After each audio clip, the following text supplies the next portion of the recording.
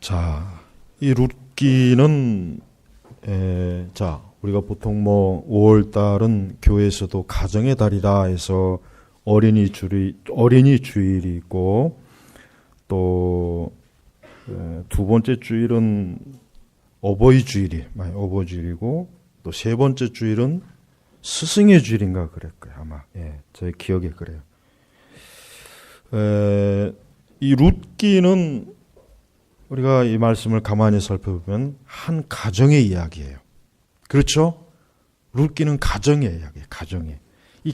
이 가정의 이야기인데, 이것이 단순히 가정의 이야기로 끝나지 않고 이 가정에서 결국은 다윗이 나오고 예수님이 나오고, 결국 하나님의 그 구원의 그 가장 중요한, 하나님의 그 구원에 있어서 가장 중요한 인물들이 이 룻의 이 삶 속에, 이 룻의 인생에 있어서 그와 같은 것들이 섭리되어지는 거예요. 그래서 우리는 룻기를 성령께서 왜 구약 성경에 룻기를 집어넣는가? 우리는 바로 하나님께서 그 룻을 통해서 하나님에게 놀라운 구원의 역사가 어떻게 이루어지는가를 또 보여주는 것이고, 또 하나님의 백성들을 향한 하나님의 오묘한 섭리와 뜻도 이 룻기를 통해서 지금 보여주는 그런 의도와 목적이 있는 거예요.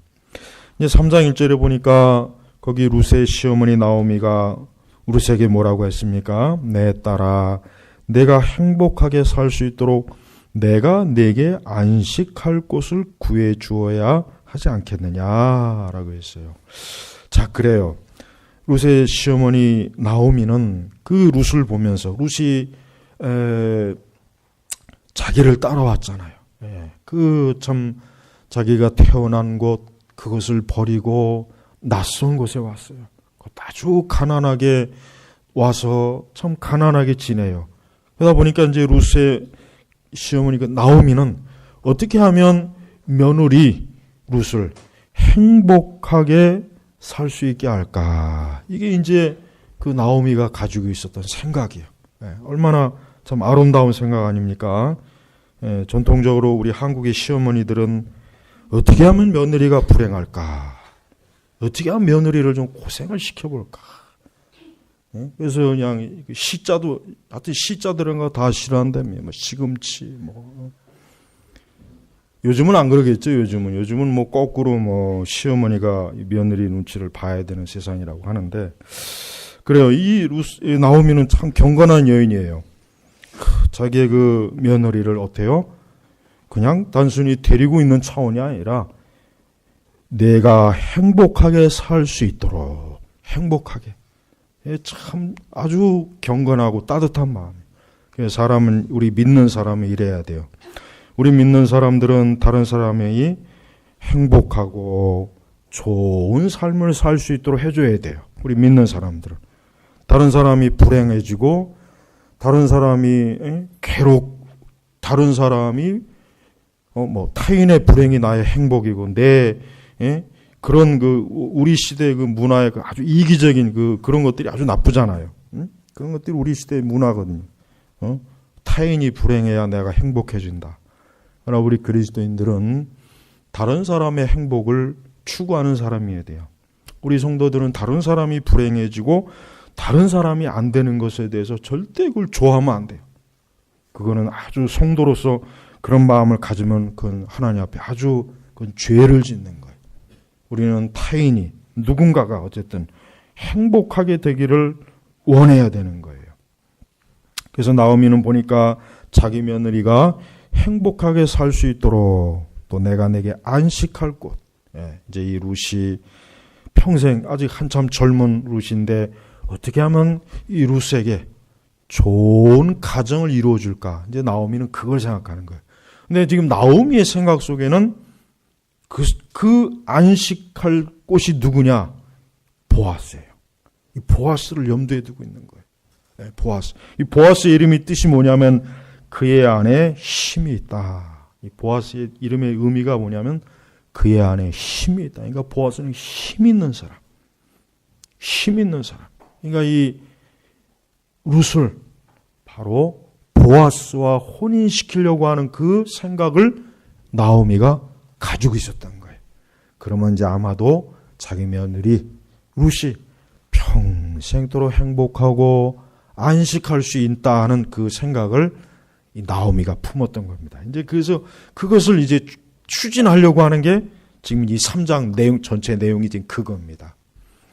자, 영적으로 인간이 행복하고 안식할 수 있는 유일한 곳이 어디에 있습니까? 예수님에게 있어요. 여러분, 사람이 정말 행복하고 안식할 수 있으려면은 예수님의 품 안에 있어야 돼요. 예수님의 품 안에 있지 않으면 절대 행복이 없어요. 안식이라는 게 없습니다. 나오미는 지금 자기의 며느리 룻이 어떻게 하면 행복하고 안식을 얻을 수 있을까 곰곰이 생각했는데 단 하나, 보아스에게 가면 되는 것이다. 굉장히 잘 판단한 거죠. 성령께서 그 마음을 주셨던 거예요. 성령께서 이 나오미에게 룻을 보아스에게 보내라. 보아스에게 보내라. 그래서 이 나오미는 룻을 보아스에게 보내기 위해서 자기 나름대로 지금 계획을 짜가지고 룻에게 지금 알려주고 있는 겁니다. 그렇습니다. 여러분, 사람이 어느 누구든지 불행하거나 안식이 없는 사람에게 그 사람을 누구에게 보내야 되겠어요? 예수님에게 보내야 돼요. 우리는 어느 누구라도 어떤 불행한 사람, 참 그 인생이 불행하고 하는 것마다 안 되고 우환도 많고 실패도 많고 정말 인생 자체가 참 뭔가 모르게 이렇게 안 풀리고 그런 사람들을 만나면 우리는 다른 얘기 정말 할 필요 없어요. 예수님에게 가십시오. 예수님은 힘 있는 분입니다. 예수님은 권세 있는 분입니다. 예수님에게 가십시오. 예수님에게 정말 안내를 해줘야 돼요. 사실 그런 사람들이 얼마나 많습니까? 그래서 우리는 누구일지라도 그 사람에게 예수님에 가면 당신이 행복해질 수 있습니다. 안식을 얻을 수 있습니다 하고 진심을 다한 마음을 다해서 우리는 그를 예수님에게 인도해야 되는 거예요. 지금 나오미는 보아스에게 룻이 가면은 진짜 행복해지고 안식할 수 있다는 생각, 그리고 그것은 정말 맞았어요. 네, 정말 맞는 생각이었어요. 그릇된 생각이 아니었어요. 정말 제대로 된 생각이었어요. 자, 그래서 나오미는 지금 어떻게 하냐면은 룻에게 이제 타작마당에서 타작을 끝내는 그 당시에 그 막 추수하는 그런 과정 속에 이 보아스가 이제 그 타작마당에 나올 거란 말이에요. 그러니까 이제 저녁에 몰래 남의 눈에 띄지 않고 가서 그가 누웠을 때 그 반대편 발치에 같이 누워 있으라. 그러면 그가 할 일을 알려줄 것이다. 이게 이제 주석가들은 그 당시에 그 유대인의 하나의 풍습이었다. 이제 이렇게 기록을 하더라고요. 그러니까 그 당시에 하나의 풍습대로 지금 나오미가 룻에게 알려주는 것 하나의 정당한 절차다. 이렇게 얘기하는 거예요. 그러니까 지금 이제 나오미는 룻을 이제 새롭게 인생을 출발시키는데 보아스가 눈에 확 띄고 또 보아스가 또 가장 가까운 친족이라는 것을 알게 되면서 아하, 우리 며느리 룻을 보아스에게 가서 결혼을 시켜야 되겠구나. 근데 그 절차를 이제 아주 세심하고 은밀하게 진행하는 거예요. 그래서 첫 번째는 4절에 그가 누울 때 너는 그의 눕는 곳을 알아두었다. 너도 들어가서 그의 발치 이불을 들고 들추고 누워라. 그러면 내가 할 일을 그에게 알려줄 것이다. 예. 근데 나오미는 그 어머니가 말하는 것을 그대로 순종했습니다. 어머니께서 제게 말씀하시는 대로 제가 다 하겠습니다. 예? 말씀하시는 대로. 우리는 하나님의 말씀대로 하면은 별탈이 없어요. 우리 성도들은 하나님의 말씀대로 하면은 아무 탈이 없어요. 그러나 우리 성도가 하나님의 말씀을 듣지 않으면은 거기서부터 이제 탈이 문제가 생기는 거예요. 우리가 인생을 살아가는 데 있어서 우리 성도는 항상 하나님께서 무엇을 말씀하시는가 룻과 같이 그 말씀 그대로 지켜야 됩니다. 그 말씀 그대로 순종하고 그 말씀 그대로 따를 때 하나님께서 축복하세요. 에어컨을 왜 껐어요? 에어컨을 키지. 지금 막 더운 것 같은데, 한참 막 더운 것 같은데 에어컨을 막 키세요. 그래요. 룻은 그 시어머니 말에 토를 달거나 불순종하지 않고 어머니께서 제게 말씀하신 대로 제가 다 하겠습니다. 우리 신자가 하나님 앞에, 우리 예수님 앞에 해야 될 신앙의 영적 태도가 바로 이거예요. 주님께서 말씀하신 대로 제가 다 하겠습니다. 바로 이래야 됩니다. 여러분, 하나님의 말씀은 진리입니다. 성경의 말씀은 진리입니다. 하나님께서 우리에게 이렇게 하라 저렇게 하라 했으면 그 말씀 그대로 따르십시오. 그 말씀을 따르는데 위험할 수도 있고 방해받을 수도 있고 그 말씀을 따르는 데 있어서 어쩌면 당장 눈앞에 손해도 있을 수 있어요. 어려움도 있을 수 분명히 있어요. 그러나 모든 건 하나님이 책임져요. 모든 건 하나님께서 언약하신 언약의 말씀에 대한 보증은 사람이 하는 것이 아니라 뭡니까? 하나님이 하시는 거예요. 우리는 하나님의 말씀대로 했을 때 절대로 하나님께서 보증해 주시니까 궁극적으로 아무 문제가 없을 것이다. 이 믿음을 꼭 가져야 됩니다. 우리 성도에게 있어서 믿음의 궁극적인 근거는 말씀이란 말이에요. 근데 만약에 신자가 말씀을 자꾸 회의적으로 보고 말씀의 신뢰성을 자꾸 떨어진다면 그러면 우리의 신앙이 어떻게 되겠습니까? 그럼 우리의 신앙은 반드시 문제가 생기고 병들 거예요. 우리 영혼은 반드시 어려움을 닥쳐서 굉장히 혼란스러워요. 바로 그것을 방지하기 위해서 어떻게 되겠습니까? 말씀 그대로 순종하는 거예요. 지금 이 시대에 많은 신자들이 하나님을 보려고 이적과 은사를 찾아다니지만 사실 그것보다 더 중요한 것은 말씀 그대로 믿고 따르면 하나님의 살아계심을 볼 수 있습니다. 하나님이 지금도 살아서 그 약속하신 말씀을 이루신다는 걸 아주 명확하게 체험할 수 있어요. 그러니 여러분, 이 룻이 그 시어머니에게 순종한 대로 사람의 말에도 이렇게 잘 순종해야 된다면 하나님의 말씀 우리가 엄격하게 순종해야 되지 않겠어요? 그러니까 사실은 신앙생활을 엄격하게 한다는 말은 사실은 잘못된 말이에요.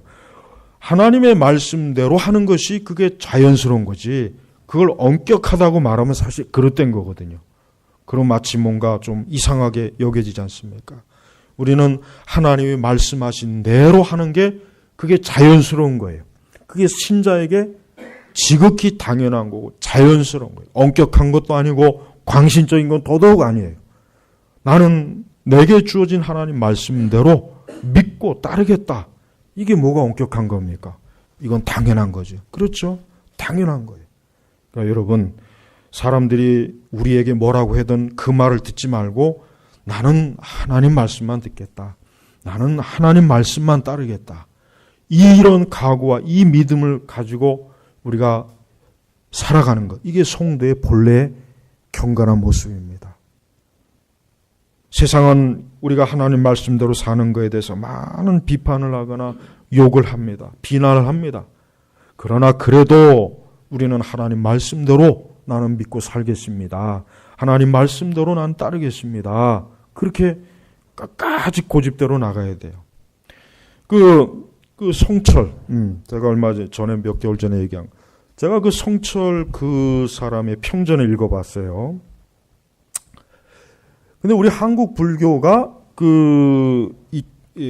거의 뭐 쓰러지다시피 무너지다시피 했는데 그 성철 같은 사람이 젊을 때 무슨 결단했냐면 부처님 말씀대로 한번 우리가 불교를 세워보자. 그러니까 그 결단을 했어요. 그 결단. 그게 굉장히 유명합니다. 이 우리 한국 불교사에 이쪽에죠. 그래서 부처님 말씀대로 한번 우리가 수행을 하고 그렇게 우리가 한번 해보자. 승려 생활도 하고 그게 그 한국 불교가 부흥하게 된 거예요. 중흥하게 된 거예요. 그 전까지는 일본 외색 불교에 그냥 한국 불교가 아주 개판이 되었거든요. 막 대처승이라고 해가지고 막 절에도 막 그냥 승려가 결혼해가지고 막 애 낳고 뭐 막 그냥 아주 엉망진창이 된 거를 이게 무슨 한국 불교냐 해가지고 그 성철 같은 사람이 젊을 때 몇 사람 자기하고 뜻을 같이 하는 사람이 부처님 말씀대로 한번 우리 불교를 다시 세워보자. 그렇게 해서 우리 한국 불교가 그때부터 이제 이게 서서히 개혁이 된 거예요. 개혁. 쉽게 개혁. 예. 그게 이제 우리 이 조계종. 우리 한국에서 제일 큰 불교 종단이 조계종이잖아요. 예. 나는 그걸 읽어보면서 야, 이런 죽어있는 이 귀신의 말도 이렇게 잘 들었는데 아니 살아계신 하나님 말씀대로 왜 우리 교회는 하나님의 말씀대로 믿지 않을까? 사실 제가 오전에도 주일 성수에 대한 걸 설교를 했지만 사실은 오늘날 하나님 말씀대로 신앙생활 하진 않습니다. 이건 좀 우리가 솔직해야 돼요. 하나님 말씀대로라고 하면은 일단 부담스러워요. 시대에 맞지 않는다. 지금 어떻게 그렇게 믿느냐? 지금 어떻게 그렇게 신앙생활하고 교회 다니냐? 어떻게 그렇게 목회를 하느냐? 전부 다 이래요. 전부 다. 그러니까 아예 엄두를 안 내는 거예요. 엄두를. 그래서 저는 그 생각이 드는 거예요. 야, 이렇게 우상을 숭배하는 사람들도 우상의 말대로 한번 해보자고 이렇게 하는데 야, 우리 참된 이 생명, 이 살아계신 하나님을 믿는 우리 교회, 우리 그리스도인들은 저들보다 이게 참 그런 부분에서 너무 부끄럽지 않는가. 그 생각이 드는 거예요. 제가 그 평전을 읽으면서 그 생각이 들더라고요. 그 생각이. 왜 우리는 하나님 말씀대로 신앙생활 한번 해보자. 하나님 말씀대로 교회를 세우자. 하나님 말씀대로 우리가 믿고 왜 우리는 그런 게 없을까? 왜 그런 게 없을까? 그게 너무나 안타까워요. 뭐 그런 말들을 하기는 하는데 그러나 실제로 그렇게 하는 사람은 없어요. 실제로 그렇게 하는 사람은 없어요. 교회의 모든 부분을 말씀대로 직분을 세우는 것도 그렇고 예배를 드리는 것도 그렇고 말씀에 순종하는 것도 그렇고 십계명에 순종하는 것도 그렇고 그렇게 하지를 않아요. 하지를 않아. 그러니까 이게 맨날 뭐 교회를 개혁하자 말은 많은데 실제로 그렇게 나서지 못한 거예요. 성철 그 사람은 진짜 그렇게 했어요. 그 사람은 진짜 그 불교 경전에 그 원래 그 부처가 말한 대로 그 사람은 젊은 시절부터 그걸 추구한 거예요. 네. 여러분, 우리는 하나님 말씀대로 신앙은 어떻게 보면 간단해요. 말씀대로 믿고 말씀대로 사는 거예요. 신앙이 뭐 복잡한 게 아닙니다. 사실은 무슨 뭐 대단한 철학이 아닙니다. 어떤 이론이 아닙니다. 어떤 대단한 무슨 절차나 과정이나 수행이 아니에요. 뭡니까? 말씀대로 내가 믿자. 그래, 이 말씀, 이 성경에 있는 이 말씀대로 내가 믿고 이 말씀 가르치는 대로 내가 순종하고 따라보자 한번. 그게 사실은 참된 신앙의 본질이란 말이에요. 근데 이게 안 되는 거예요. 이게 안 되는 거예요. 이게 안 되고 있는 거예요. 우리 교회도 보면, 지금 우리 시대 교회 보면 이게 안 되고 있어요. 그러니까 누구나 다 한번 말씀대로 믿자. 근데 실제적으로는 아니에요. 그래서 여러분, 우리가 이번에 이 말씀을 통해서 나는 과연 하나님의 말씀대로 정말 믿고 그 말씀에 순종하는가? 우리 영혼이 한번 진지하게 돌아봐야 됩니다. 자, 그래서 이제 룻이 그 나오미가 그대로 얘기해 준 대로 갔어요. 가가지고 그 밤에 이제 몰래 그 보아스가 이제 먹고 하면서 이제 보아스가 이제 잠이 들었는데 룻도 조용하게 마치 고양이가 걸어가는 것처럼 조용하게 그냥 그 보아스가 자는데 맞은편에 같은 시어머니가 시키는 그대로 한 거예요. 그러다가 이제 한밤중에 보아스가 깜짝 놀라가지고 아니 웬 여자가 자기 발꿈치 맞은편에서 잠을 자고 있는 거예요. 그래가지고 구절에 내가 누구냐라고 깜짝 놀래요. 그러니까 룻이 저는 어르신의 여종 룻입니다. 어르신의 옷자락으로 이 여종을 덮어주십시오. 이는 어르신께서 저희 유업을 물어주실 분이기 때문입니다. 그래요. 이 얘기는 뭐냐면 결국은 나오미는 자기의 가장 가까운 친족에게 기업을 물도록 보아스에게 지금 뭡니까? 청원을 하는 거예요. 이게 유대 율법에 나와 있는 거예요. 이게 뭐냐면, 기업물은 뭐냐면 그 친족이 대를 이을 자손이 다 끊어졌어요. 그렇기 때문에 그 가정을 다시 세워주려면 누가 세워지냐면 가장 가까운 친족 중에 유력한 자가 그 기업을 이어주는 거예요. 그 가계를. 그러니까 지금 나오미가 지금 그 남편도 죽고 두 아들이 다 죽었잖아요. 그러니까 어떻게 해야 이 나오미의 이 기업을 이을 수 있느냐? 하나의 방법이 뭐냐? 그게 율법에 나와 있는 대로 누군가가 기업을 물어주면 되는 거예요. 근데 일단 나오미는 나이가 많이 들었어요. 근데 며느리가 있잖아요. 그럼 어떻게 합니까? 그 며느리를 자기의 친족 중에 가장 유력한 자에게 혼인을 시키는 거예요. 그래서 그 나오미와 룻의 기업을 그 혼인하는 그 남자가, 친족 중에 가장 가까운 남자가 기업을 물어주는 거예요. 그래서 자식을 낳아주고 그 가계를 세워주는 걸 얘기하는 거예요. 그러니까 바로 지금 이 룻이 얘기한 게 바로 그겁니다. 지금 우리 나오미, 저희 시어머니, 우리의 이 기업을, 가업을 어르신께서, 보아스 어르신께서 이어주셔야 되겠습니까? 하고 정식으로 청원하는 겁니다. 바로 그 얘기를 하는 거예요. 특별히 여기서 어르신의 옷자락으로 이 여종을 덮어주십시오. 이게 참 귀한 말이에요. 어르신의 옷자락으로 이 여종을 덮어주십시오. 덮어주십시오. 이게 뭡니까? 기업을 물어달라고 하는 표현을 사실 이렇게 한 거예요. 여러분, 우리의 기업 물을 자가 누구이십니까? 예수님이시죠. 예수님이시죠. 우리는 우리 스스로가 우리 죄에서 해방 못해요. 우리는 우리 스스로가 우리의 저주와 멸망에서 우리를 구원하지 못해요. 그럼 누군가가, 유력한 누군가가 내 죄와 내 형벌에서 나를 자유케 하고 내 영혼을 새롭게 하고 내 기업을 누군가가 물어줘요. 누가 하실 수 있습니까? 예수님이 하실 수 있는 거예요. 그렇습니다. 우리는 그리스도의 옷자락으로 우리를 덮어달라 그래야 돼요. 그리스도의 그 피 묻은, 그 보혈의 피 묻은, 그 십자가의 피 묻은 그 옷자락으로 주여 나를 덮어주십시오. 덮어주십시오. 내 죄를 덮어주십시오. 내 허물을 덮어주십시오. 내 저주를 주여 주의 피 묻은 옷자락으로 덮어주십시오. 이게 바로 복음의 신앙이에요.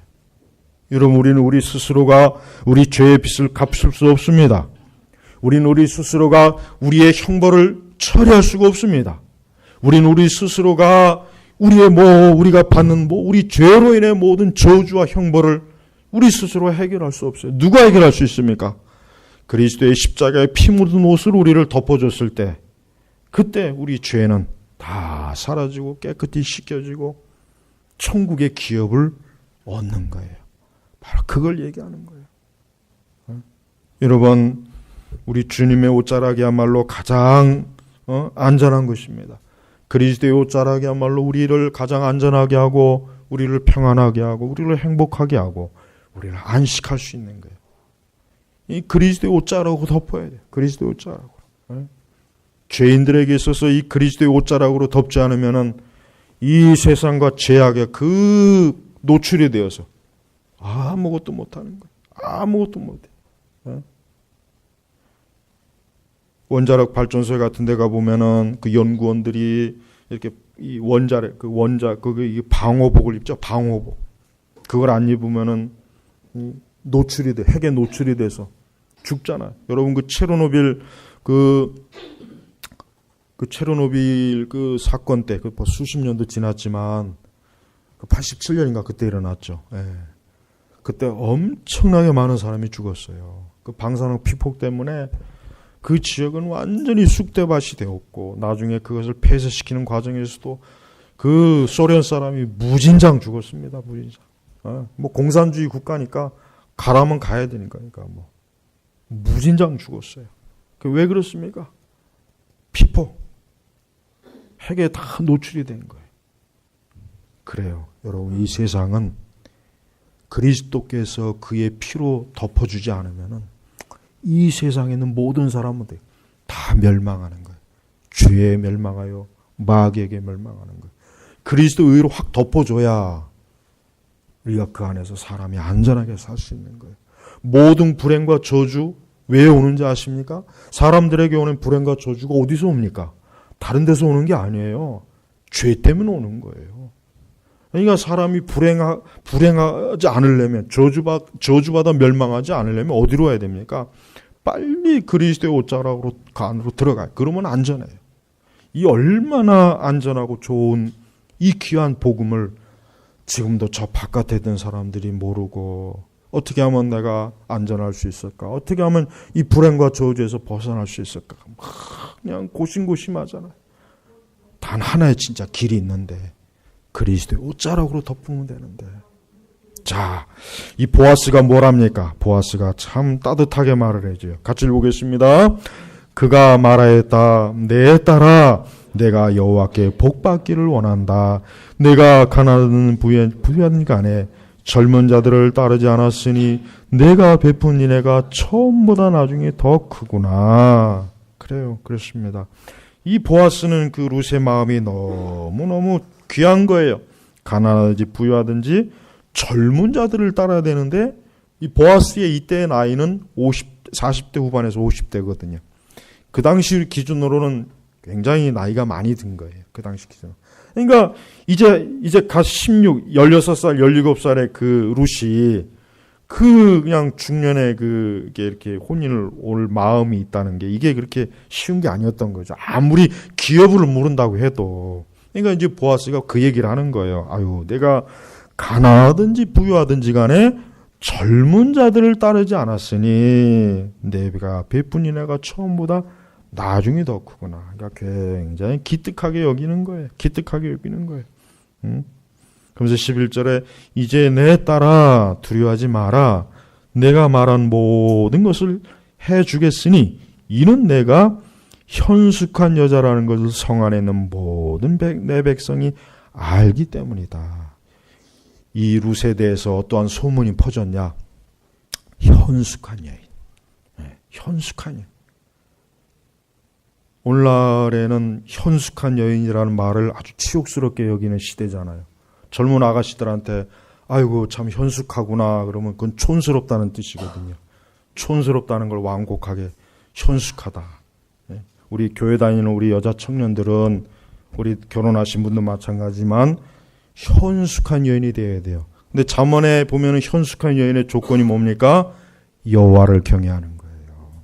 하나님을 경외하는 거예요. 하나님을 경외하는 자가 현숙한 여인이에요. 그러니까 하나님을 경외하지 않는 사람은 말 그대로 미련한 여인, 어리석은 여인이에요. 네. 우리 청년들은, 남자 청년들은 외모를 보지 마요. 외모는 뭐 옛말에 외모는 3년은 못 간다. 그런 말이 있죠. 예. 그러니까 아무리 예뻐도 3년을 못 간다. 그런 말이 있어요. 근데 오늘날에는 안 예쁘면 내가 볼 때는 1시간도 못 갈 것 같아. 반나절도 못 갈 것 같아. 하도 외모를 중시하는 사회라. 그러나 잠언에 뭐라 그랬습니까? 고운 것도 헛되고 다 헛되다. 여호와를 경외하는 자가. 하나님을, 우리 남자 청년들은 하나님을 경외하는 여인을 구하세요. 하나님. 여기 결혼 안 한 우리 청년들. 유부남들은 구하지 말고 또 거꾸로. 유부남들은 지금 있는 부인으로 감사해야 되고, 감사. 나도 현숙한 여인을 한번 구해볼까. 그러지 마시고. 근데 지금 이 교회마저도 내가 가만히 보면, 이 교회에도 보면은 청년들이 하여튼 유난히 결혼에 대한 거는 지극히 세속적이에요. 아주 지극히 세속적이지. 겉으로는 저는 믿음만 있으면 됩니다.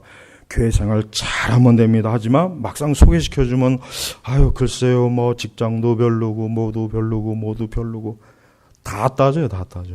그러면 애초부터 그렇게 얘기해야지 왜 자꾸 믿음만 자꾸 얘기해.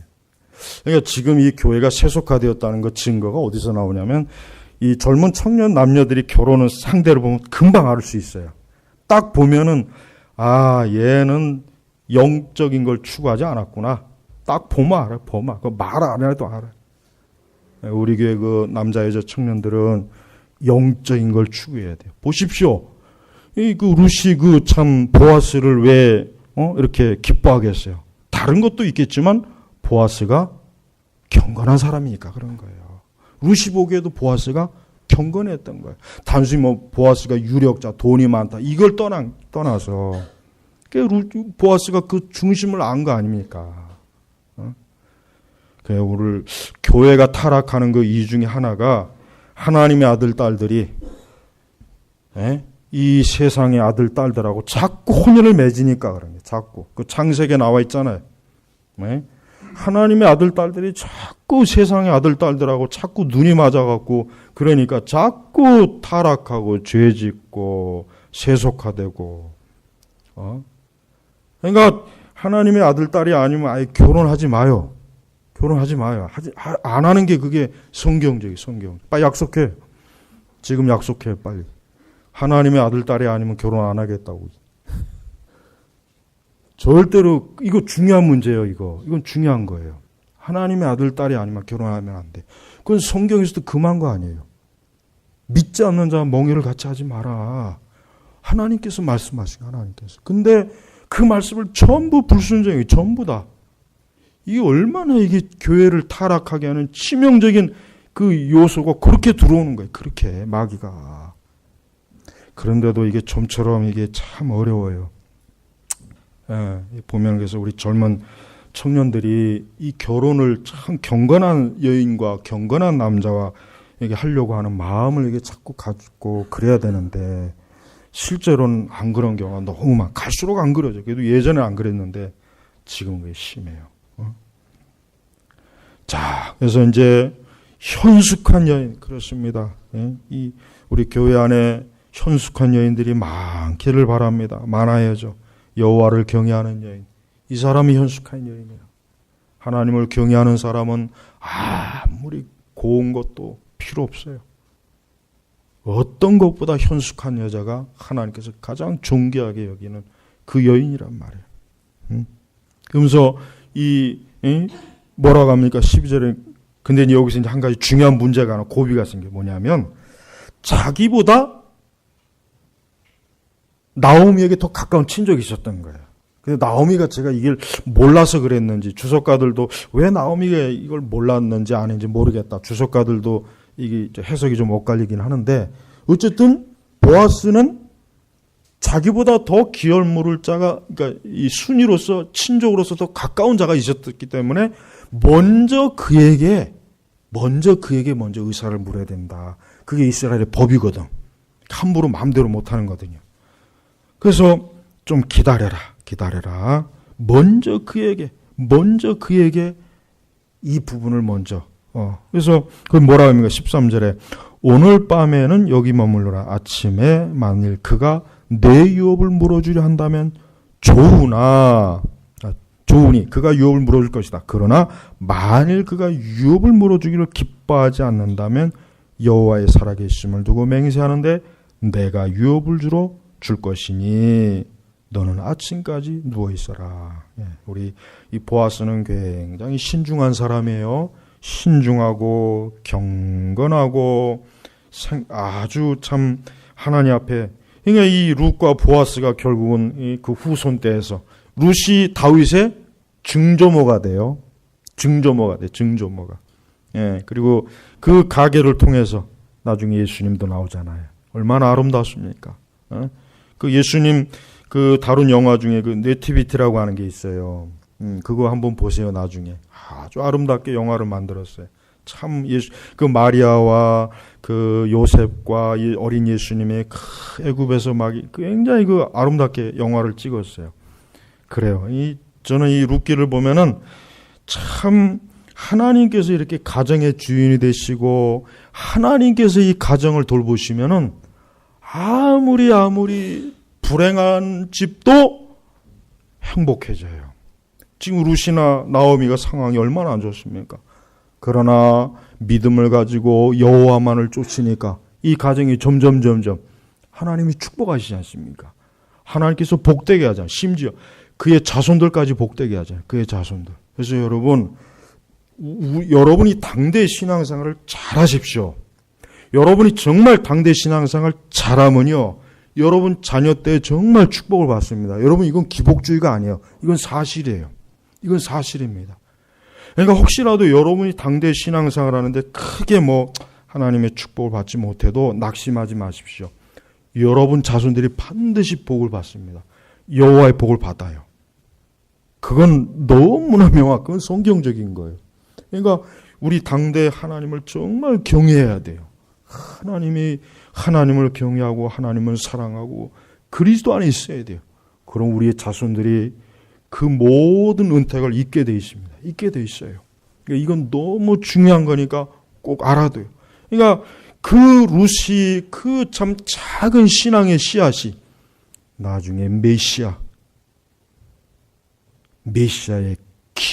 가업이 됐다는 게 이게 얼마나 큰 영적인 은혜입니까? 그러니까 여러분 절대로 우리의 신앙과 하나님과의 관계를 당대만 생각하지 말고 내 자식들, 내 자식의 자식들 그걸 생각해야 돼요. 근데 그걸 너무 생각 안 하는 것 같아요. 나 안타까운 게 뭐냐면 자꾸 자기 당대만 하나님께서 아이고 자기의 자녀들 없습니까? 그 자녀의 삶은 무시하나요? 그 자녀는 더 복된 은혜의 삶을 살고 그 자녀의 자식의 자식들도 더 하나님의 은혜의 삶을 살도록 왜 그런 큰 믿음의 왜 그런 원대한 생각을 못합니까? 룻기를 보면은 하나님께서 하나님을 경외하는 그 가정 속에서 하나님께서 개입하시니까 모든 어둠은 자꾸 물러가요. 불행도 물러갑니다. 저주도 물러갑니다. 점점 빛이 크게 그 가정 속으로 들어오는 걸 볼 수 있어요. 그래서 이 룻기 마지막 그 4장 끝절에 그래서 이 족보가 그래서 나온 거예요. 그래서 이 족보로 끝내는 이유가 뭐냐면 결국 룻의 믿음으로 인해서 하나님께서 그에게 얼마나 많은 은혜를 주셨는가를 결국 끝에 족보로 딱 증거를 삼는 거예요. 그러니까 이스라엘 사람들이 봤을 때 우와 다윗의 족보였네. 결국은 그 위대한 다윗의 그 증조모가 룻이었네. 이 족보 하나만 보고도 이스라엘 사람들, 유다 사람들은 입이 벌어지는 거예요. 이렇게 하나님을 경외하니까 하나님께서 이렇게 큰 은혜와 복을 주시는구나. 이 족보로 그냥 결론이 나버린 거예요. 족보로. 그래서 결국은 22절에 오벳은 이새를 낳았고 이새는 다윗을 낳았다. 이스라엘 사람들은 여러분 지금도 다윗하면 여러분 이스라엘 국기가 지금 뭡니까? 다윗의 별이잖아요. 다윗의 별이에요. 이스라엘이 지금 가장 꿈꾸는 게 뭐냐면 다윗과 같은 메시아가 와서 다시 이스라엘이 온 세계를 통치하는 나라가 되는 게 그 이스라엘 정통 유대인들의 그 메시아관입니다. 지금도. 그래서 지금도 메시아 기다리는 거예요. 다윗과 같은 분이 온다는 거예요. 다윗과. 이미 사실 오셨는데. 다윗. 그러니까 룻기에서 딱 22절만 봐도 더 이상 할 말이 없는 거예요. 룻을 통해서 다윗 대단하구나. 또 우리 신약의 백성들은 이 다윗의 가문에 누가 오십니까? 다윗의 그 가게 우두머리는 누굽니까? 예수님이잖아요. 예수님. 그러니까 신구약 전체를 통해서 이 룻만큼 하나님의 이 놀라운 영광스러운 구속의 축복을 받은 사람은 없는 것 같아요. 사실은. 놀라운 거예요. 사실은. 그래요. 여러분. 신앙은 절대로 하나님을 경외하고 정말 하나님 말씀대로 사는 사람, 그 당대뿐만 아니라 그 자손 대대로 여호와의 복이 계속 흘러넘치게 합니다. 계속 흘러넘치게 해요. 끊어지는 법이 없어요. 그래서 여러분 이 시대같이 이렇게 신앙이 다 타락하고 말씀도 벗어나고 그냥 지 마음대로 신앙생활하고 지 마음대로 그냥 엉망으로 하는 사람들 그거 보면은 불행한 거. 자기 자식들이 그 자녀들이 받을 걸 생각하면 그 사람들은 그렇게 하면 안 돼요. 그러니까 여러분 경건하게 하나님 경외하십시오. 하나님께서 여러분들의 자녀와 여러분들의 자식의 자식들까지도 하나님께서 다 돌봐주셔요. 우리가 이 땅에서 떠나도 여호와의 손은 이 땅에서 경건하게 하나님을 사랑했던 그 자손들을 끝까지 하나님이 거두시는 거예요. 하나님이 거두시는 거예요. 이게 신앙의 원리입니다. 이런 놀라운 신앙의 원리를 그냥 깜깜하게 잊어버리고 사니까 너무 참 안타까워요. 자, 그러면서 이제 상황이 그렇게 되니까 18절에 보니까 나오미가 말하기를 내 딸아 이 일이 어떻게 될지 알게 될 때까지 앉아 있어라. 그 사람이 오늘 이 일을 확실하게 마무리 지을 때까지는 쉬지 않을 것이다. 그렇습니다. 여러분, 우리는 하나님의 섭리를 기대하십시오. 하나님의 섭리는 반드시 있어요. 하나님께 기도하고 하나님을 믿는 사람은 반드시 그 기도와 믿음대로 하나님이 뭡니까? 이럴 때까지는 쉬지 않아요. 하나님은 이 일을 쉬는 법이 없어요. 하나님은 자기의 백성과 자기의 교회와 당신의 백성들을 위해서 계속 일하시는 분이에요. 섭리하시는 분이에요. 그러니까 우리는 겉으로 아무것도 안 보이고 아무 일도 일어나지 않는 것 같지만 하나님을 신뢰하고 하나님께 기도하는 사람을 위해서 하나님은 지금 계속 무언가를 하고 있어요. 아주 나오미가 지혜로워요. 내 딸아 이 일이 어떻게 될 때까지 앉아 있어라. 성경에 뭐라고 했습니까? 가만히 있는 것이 너희 힘이니라. 시편에 나와 있어요. 가만히 있는 것이 너희 힘이시라. 우리가 믿음을 갖고 기도하면 조바심 내지 말고 가만히 있어요. 어떻게 될지 두고 보면 돼요. 가만히 두면은 하나님이 지금 일하고 계셔요. 그러니까 하나님의 섭리에 대한 신앙이 확고한 사람은요, 절대로 낙심하거나 염려하거나 두려워하지 않습니다. 왜? 지금 하나님께서는 일을 하고 계신다. 하나님께서 내 기도와 나를 위해서 일을 하고 계시는 분이다라고 하는 걸 아니까. 그래서 나오미는 가만히 있자. 하나님은 쉬지 않을 거다. 그래요. 보아스는 쉬지 않고 진짜 일을 해요. 보아스는 어떻게 하면 나오미와 루스의 그 기업을 물을 수 있을까? 계속해서 지금 하고 있어요. 진짜 하고 있어요. 그 4장으로 넘어가면 이제 그 일이 본격적으로 진행이 되는 거예요. 하나님은 지금도 일하세요. 예수님은 지금도 일하시는 분이에요. 우리의 구원을 위해서, 우리의 행복을 위해서, 우리의 안식을 위해서 일하셔요. 우리 당대뿐만 아니라 내 자식들을 위해서, 내 자식의 자식들까지도 위해서 일하시는 분이에요. 얼마나 좋습니까? 얼마나 행복하고 얼마나 안식이 돼요. 그렇지 않습니까? 여러분, 제발 소돔과 고모라 같이 이렇게 악하고 타락한 세상이지만 여러분들만큼은 절대로 이 경건한 이 루세 신앙을 꼭 받아들이고 이 루세 신앙 안에서 안식을 해야 돼요. 그래야 여러분의 모든 삶과 여러분들의 자손들까지도 여호와께서 그 손으로 날개로 그 옷자락으로 덮어주시고 평안할 겁니다. 이 말씀에 확신을 가지시기를 주의 이름으로 축복합니다. 기도하겠습니다. 하나님 아버지 감사합니다. 참되고 순수한 믿음을 갖게 하시옵소서.